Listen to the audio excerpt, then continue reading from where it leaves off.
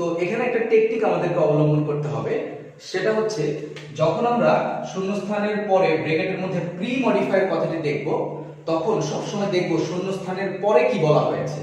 তাহলে আমি এখানে লিখতে পারি শূন্যস্থানের পরে দেখব। আর আমরা যখন দেখব ব্র্যাকেটে আমাদেরকে ডিরেকশন দেওয়া হয়েছে post modify the verb with infinitive, with present participle, with verb, with adjective, তখন আমরা দেখব শূন্যস্থানের আগে, শূন্যস্থানের আগে দেখব। সুতরাং আমি আবারও বলি, সেটা হচ্ছে প্রি মডিফায়ার, প্রি কথাটা যখন থাকবে তখন আমরা শূন্যস্থানের পরে দেখব, আর পোস্ট কথাটি যখন থাকবে তখন আমরা শূন্যস্থানের আগে দেখব। তো মডিফায়ার্স করার আগে আমি একটা টেকনিক আপনাদেরকে বলে দিতে চাই, সেটা হচ্ছে প্রশ্ন যখন আমরা পাবো তখন একটা লাইন আমাদেরকে লিখে ফেলতে হবে। সেটা হচ্ছে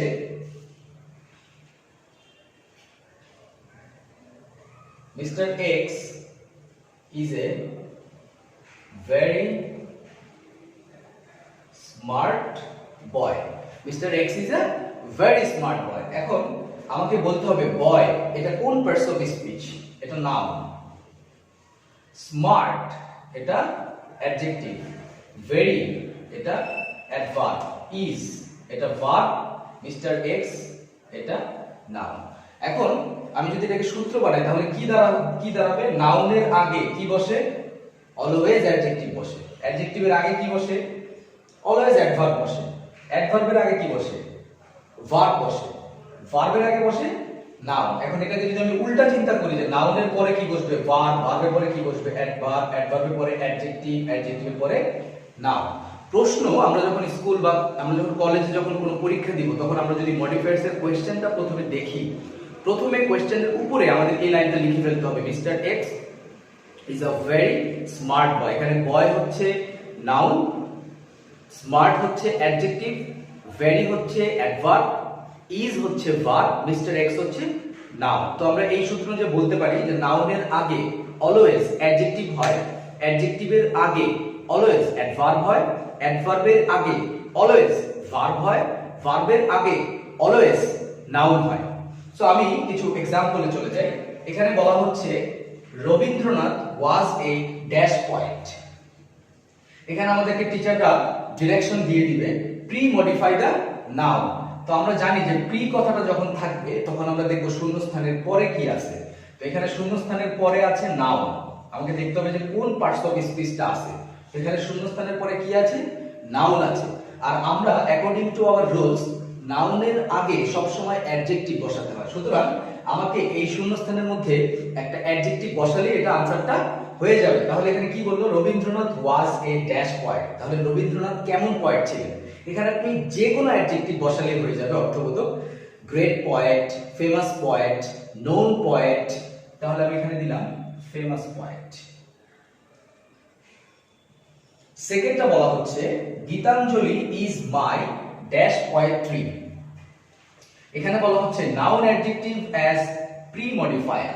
তো আমরা জানি কোন ডিরেকশনের মধ্যে যদি প্রি কথাটা থাকে তাহলে আমরা দেখব শূন্যস্থানের পরে কি দেয়া আছে। তো এখানে শূন্যস্থানের পরে দেয়া আছে পোয়েট্রি, এটা একটা নাউন, এবং আমরা জানি যে নাউনের আগে সব সময় অ্যাডজেক্টিভ বসে। বাট এখানে একটু সহজ করে আমাদেরকে বলে দিয়েছে যে কি কি বসাতে হবে। আমাদেরকে একটা নাউন লাগবে, একটা অ্যাডজেক্টিভ লাগবে। তো বাংলাতে যদি আমি বলতে চাই একটা বিশেষ্য লাগবে, একটা বিশেষণ লাগবে।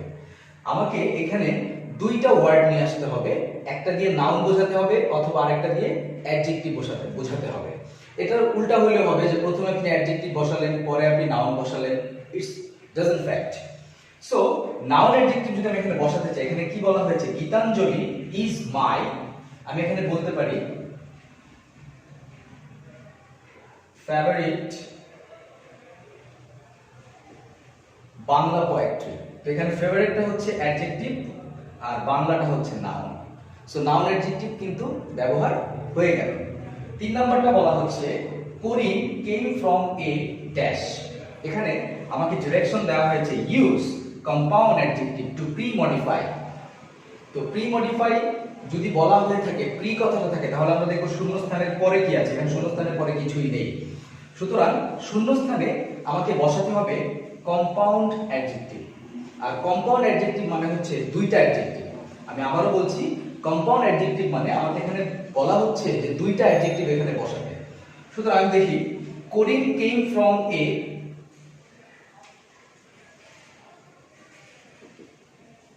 মিডল ক্লাস, এখানে হতে পারে ফ্যামিলি।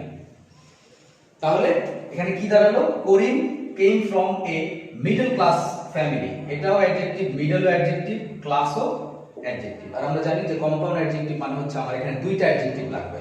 আমি এমন দুটো ওয়ার্ড এখানে নিয়ে আসবো যে দুইটা দিয়ে আমার অ্যাডজেক্টিভ বোঝায়। 4 নম্বরে বলা হচ্ছে he wrote letters dash English society post modify the verb with present participle. এবং আমরা জানি আমার প্রিভিয়াস লেকচারে আমি প্রেজেন্ট পার্টিসিপল এবং জিরান সম্পর্কে সুন্দরভাবে ডিফারেন্সিয়েট করেছিলাম যে প্রেজেন্ট পার্টিসিপল মানে হচ্ছে ভার্ব প্লাস আইএনজি, তবে এটি কাজ করবে নাউনের আগে বসে অ্যাডজেক্টিভের মতো। আর জিরান এটাও ভার্ব প্লাস আইএনজি, এটা শুরুতে বসে নাউনের কাজ করবে। তো এখানে বলা হচ্ছে পোস্ট, আর আমরা জানি যে পোস্ট কথাটা যদি থাকে আমরা দেখব শূন্যস্থানের আগে কি বলা হচ্ছে। তো এখানে শূন্যস্থানের আগে বলা হচ্ছে হি রোট লেটার্স। আচ্ছা, আমাদেরকে ইউজ করতে বলেছে প্রেজেন্ট পার্টিসিপল। প্রেজেন্ট পার্টিসিপল এখানে আমাদেরকে বসাতে হবে। তো হি রোট আ লেটার, সে একটি চিঠি লিখেছিল কাদের জন্য, ইংলিশ সোসাইটির জন্য। তো আমাকে এখানে এমন একটা ওয়ার্ড নিয়ে আসতে হবে যেটা verb plus ING, present participle মানে ভার্ব প্লাস আইএনজি, সো এমন একটা ওয়ার্ড আমাকে নিয়ে আসতে হবে যেটা ভার্ব এবং ওটার সাথে আমার আইএনজি যোগ করে আমার এখানে বসাতে হবে। সো আমি এখানে লিখতে পারি he wrote letters showing or presenting English society। 5 নম্বরে বলা হচ্ছে he goes to school dash the class post modify the verb with infinitive। তো পোস্ট কথাটা যখন থাকবে আমরা দেখব শূন্যস্থানের পরে কি বলা হচ্ছে, the class, এটা একটা নাউন। আচ্ছা, এখন নাউনের আগে কিন্তু আমরা সবসময় জানি যে অ্যাডজেক্টিভ হয়, বাট এখানে আপনাকে বলে দিয়েছে যে আপনি কি ব্যবহার করবেন, ইনফিনিটিভ ব্যবহার করতে বলে দিয়েছে। ডিয়ার ভিউয়ার্স, আমি আবারও বলছি, নাউনের আগে কিন্তু অ্যাডজেক্টিভ বসে, বাট আপনাকে দেখতে হবে ব্র্যাকেটে যদি টিচারের ডিরেকশন দিয়ে দেয় ডাইরেক্টলি যে ইনফিনিটিভ ব্যবহার করতে হবে, আর প্রেজেন্ট পার্টিসিপল ব্যবহার করতে হবে, অর জিরান ব্যবহার করতে হবে, অর সামথিং লাইক দ্যাট, যদি বলে দেয়, মেনশন করে দেয়, তাহলে ওটাই কিন্তু আপনাকে ব্যবহার করতে হবে। সো ইনফিনিটিভ মানে আমরা জানি, একটু লিখে ফেলি, টু প্লাস ভার্বের প্রেজেন্ট ফর্ম। তো হি গোজ টু স্কুল, সে স্কুলে যায়। কেন যায়? স্কুলে যাওয়ার উদ্দেশ্যটা কি?